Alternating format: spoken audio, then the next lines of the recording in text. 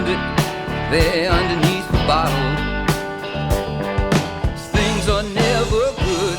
Things go from Lou Reed was an American singer, songwriter, and guitarist. He was the lead guy for the band The Velvet Underground, who had a lot of fuss made about them retrospectively. That was between 1965 and 1973, and they were managed by Andy Warhol. They did have reunions later, but Lou Reed then embarked on a solo career, which started in 1972, which was very successful. He was best known for his single Take a Walk on the Wild Side, and he released 20 solo albums before he died in 2013. Hi, my name's Dan, and this was the 11th solo album by Lou Reed, and it's my first time listening to this album. Most critics loved it, so somebody called Ariel Swartley, had the Wikipedia page quotes quite a lot by Ariel Swartley, but it includes the phrase how to say, it says that he's solved problems like how to say complicated things in inarticulate sounding voices. Barney Hoskins was less taken with it, and he uses the phrase smarmy self-satisfaction to describe it. So I'm going to add my own voice to the cacophony of critical appraisal of this. I will try to be less pretentious than some. One of my criticisms of critics is that they have a tendency to try and be very clever. They often refer to the history of albums by somebody and, the development of where it's going. If they're doing retrospective stuff, they'll be talking about the importance of an album in the history of music. But they'll often use some quite extended and weird metaphors, to my mind. And sometimes I'm not really sure why they're saying what they say. But let's move on from that and actually get onto this album. So musically, this is rock. It's got quite a bit of variation to it. It is very much focused on the songs. So I'm going to throw the phrase singer-songwriter in, which I often seem to. Some of the tracks musically are edging towards the proto-punk roots of Lou Reed. And some of them are kind of more midway rock. What are we, 1982? So being commercially viable was a thing that people were kind of very concentrated on in this sort of time. I think maybe there's less so with this. It's got a feeling of it's kind of musically, maybe it feels like it sits better as 1976 or somewhere around there, but that's not very far earlier. It's dominated by his voice, but I'm going to try and talk a little bit about some of the other stuff musically here. So if you took the voice out, the focus here would be on a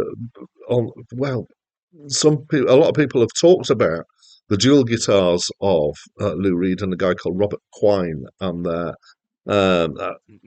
done two sides of the stereo. Apparently they're tuned differently with the guitars to give them different sounds. Not that they're out of tune with each other, but it means they're using different chord shapes. For me, though, the thing that really stands out is the fretless bass. So this is a guy called Fernando Saunders. And sometimes it reminds me of, I'm going to really go obscure with a reference here. So a briefly lived band / project called Dally's Car, a guy called Mick Karn playing bass in it. It's got some quite complicated fretless bass going on there. But I have to confess, as a person who plays bass, and that's my primary instrument, I do hear the bass more than other people do. Bizarrely, on this occasion, I feel like it's overdone. I feel like it's kind of draws attention a bit away from Lou Reed's singing and the songs themselves, which is odd because kind of technically I enjoy what he's doing, but within the context, I'm not so sure about it. Most of the music here is kind of actually quite enjoying the music. It's got an expansive feel to it. It kind of seems to enjoy itself musically. There are nice passages where there's no singing that, very much has enjoyed. Have enjoyed. So his voice, Lou Reed, come across him several times before. He's got a very distinctive voice. He's got a very full sound to his voice. I always feel like I could do with a better vocabulary for describing voices, but maybe the reason, or the fact that I haven't got one, kind of reflects that there aren't many really strong descriptive words for describing voices. So if I did have a vocabulary, I'd have made it up, and it wouldn't be very helpful. Um, it's got quite a full sound though. That's kind of it really kind of fills and dominates. It's not a thin sound; it's a thick sounding voice. He does quite a lot of sing talking, so somewhere between singing and talking, moving into or talking, moving into singing, which is definitely a thing that he has done over the years, and I notice. He's also got what I'm going to describe as a querulous tremble instead of hitting notes spot on. But okay, I am now getting a little bit pretentious. It's got a feeling of it doesn't. When I say it doesn't quite hit the notes, that doesn't mean that it's a bad voice or that it's out of tune. It just means that he slides around the notes or wavers from the note quite a bit in a way that actually I think works for him, certainly. Right, we're going to now tackle the lyrics, and this is where I've got a bit of a problem. So, and this is what I didn't like about this album. So I'm gonna tell you that I listened twice. So this is what my process usually is. I listen twice to an album. First listen is as blind as I can have it, and then I read up on the album, and then I have a second listen. Um, and in both those listens, I felt really quite negative about the lyrics and the way the lyrics have been put together. Not what they're talking about, it's just the craft of writing these lyrics just feels clumsy and awkward. And I wonder if this is what this guy, Ariel Swartley, or person, could be female, could be male, don't know. So this person, Ariel Swartley, was referring to when they said, when they talked about inarticulate sounding voices.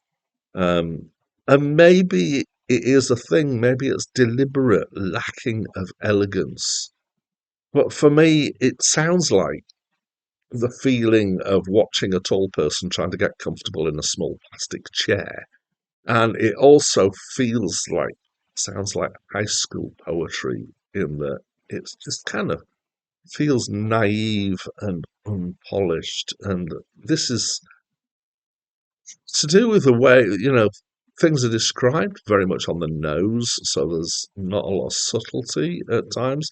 There's repetition that's just a bit annoying. The track Women is saying, I like women, I like women, I like women. It's just over and over. And just the kind of fitting in the syllables and the scansion can be quite awkward at times. So this is the question. I'm trying to, as I was writing the notes for this, I was listening to bits of it and I was trying to be more charitable. And so I think that it's definitely, I could say it's lyrically unusual in its awkwardness. Songs, actually, what they're about, I don't have a problem. They're about mundane life, but there's songs about drinks, there's songs about a gun, there's songs about a song about politics, and yeah, I'm just unsure as to what I think. I've got mixed feelings. So that's what I think of this album. I'd love to know what you think, so please do share that with me. The next review I'm going to do on this channel is of the album Everything All the Time by the Band of Horses. But that's it from me for now. They tied his arms behind his back to teach him how to swim. They put blood in his coffee and milk in his ear. They stood over the soldier